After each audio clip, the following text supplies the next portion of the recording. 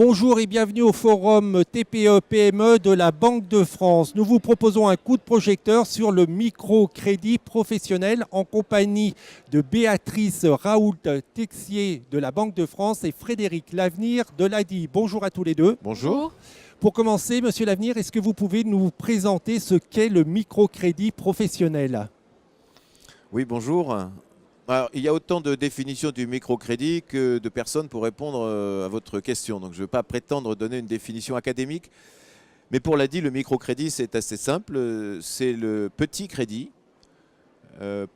destiné aux personnes qui n'ont pas accès au crédit bancaire pour des raisons qui peuvent être extrêmement variables.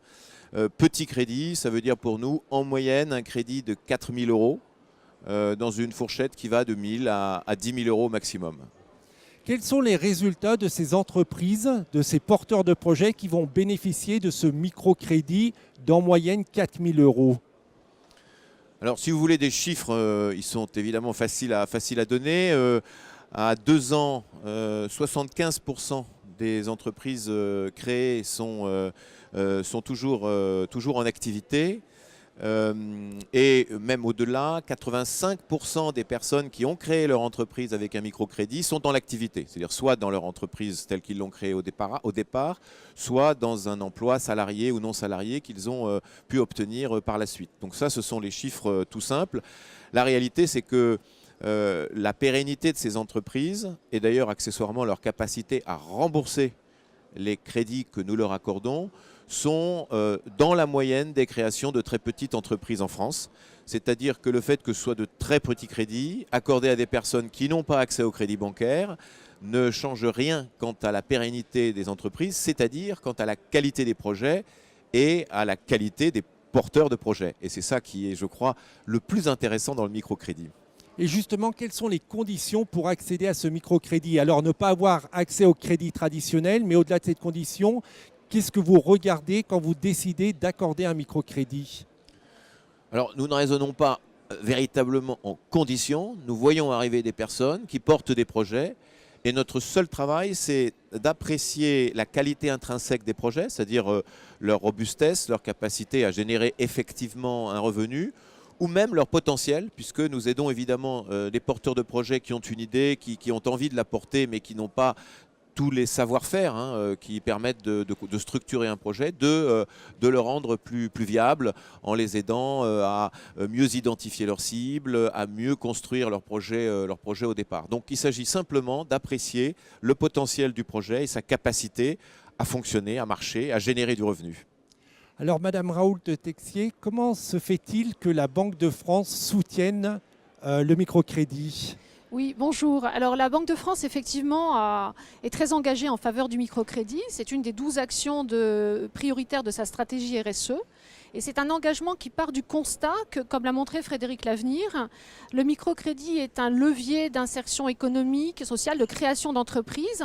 Et pour autant, c'est un instrument qui reste encore insuffisamment connu de ses bénéficiaires.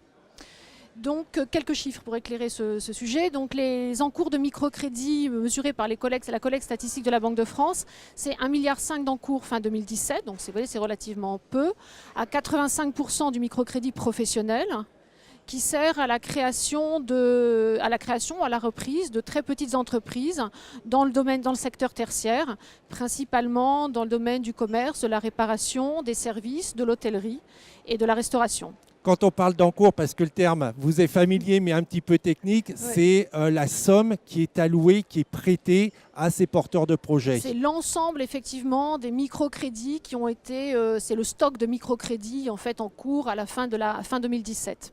Donc plus d'1 milliard, mais je crois que vous avez des objectifs plus ambitieux. Voilà, c'est ça. Donc l'objectif de la Banque de France, effectivement, compte tenu de l'utilité du microcrédit, c'est de s'engager aux côtés des acteurs avec l'objectif que cet encours atteigne 2 milliards d'euros fin 2020. Et alors, quelles sont les actions mises en place par la Banque de France pour soutenir, pour encourager le microcrédit ? Alors, nous intervenons à différents niveaux, en fait, pour accompagner les acteurs. Et dans ce cadre-là, je citerai l'action que nous avons, en 2018, nous avons notamment affecté 5 millions d'euros de fonds propres au fonds de garantie du microcrédit, donc en accord avec le ministère de l'économie et des finances. C'est important parce que ça permet de lever un frein en fait, à la croissance des encours de microcrédit. Et voilà, donc nous avons d'autres actions aux côtés des acteurs. Je citerai également le mécénat de compétences qui permet à nos collaborateurs d'apporter leur concours aux associations de microcrédit. Je citerai également le rôle de nos correspondants TPE qui sont implantés dans les territoires au niveau départemental et qui orientent des créateurs d'entreprises qui n'accèdent pas à des financements bancaires classiques vers des associations, comme l'a dit, ou d'autres associations, qui peuvent les financer et accompagner leurs projets. C'est vraiment là le frein, monsieur Lavenir, à savoir que c'est une méconnaissance du microcrédit de la part des porteurs de projets, où vous avez identifié d'autres obstacles qui font que le microcrédit professionnel n'est pas plus développé. Oui, alors d'abord, je dois rebondir sur ce qui vient d'être dit, parce que c'est vrai que l'action de la Banque de France est très importante. Elle est très importante par l'appui, on va dire, financier qui a été mentionné, les appuis matériels, etc. Mais je dirais au moins autant, et je crois que c'est très important de le souligner, par le rôle que la Banque de France joue et peut jouer plus encore dans la connaissance du microcrédit. Et c'est en ça que je réponds à votre question. Oui, il existe évidemment des obstacles de toute nature, et ce serait trop long de les développer ici, mais il y en a un qui est absolument central, c'est la prise de conscience par des personnes qui sont parfaitement à même et capables de porter un projet, que c'est possible. Et ça, en France en particulier, c'est probablement vrai plus largement, mais tout particulièrement en France, c'est un blocage psychologique ou sociologique, historique, qui est que quand on a une idée, quand on a un projet, l'idée qu'on puisse tout simplement le mettre en œuvre est quelque chose qui n'est pas courant, et a fortiori évidemment quand il existe des obstacles réels, comme par exemple l'accès au financement.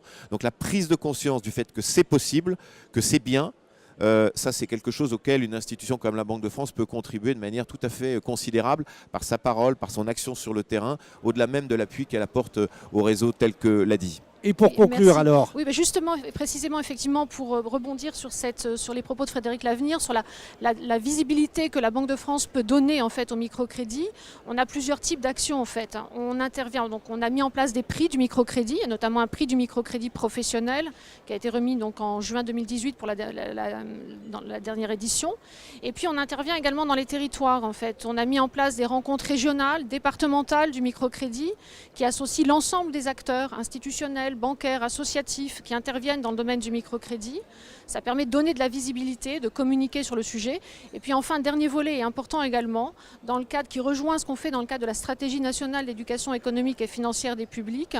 On a un portail, Mes questions d'argent, au travers duquel en fait, on communique sur le microcrédit et on oriente les bénéficiaires potentiels vers les associations, vers les organismes qui peuvent les aider à mettre en place le microcrédit. C'est un moyen aussi de donner de la notoriété au microcrédit. Le portail, vous pouvez nous donner l'adresse Mes questions d'argent. .fr. Voilà. Voilà, merci beaucoup à tous les deux. Et si vous voulez en savoir plus sur l'ADI, c'est adi.org. Merci, à très bientôt.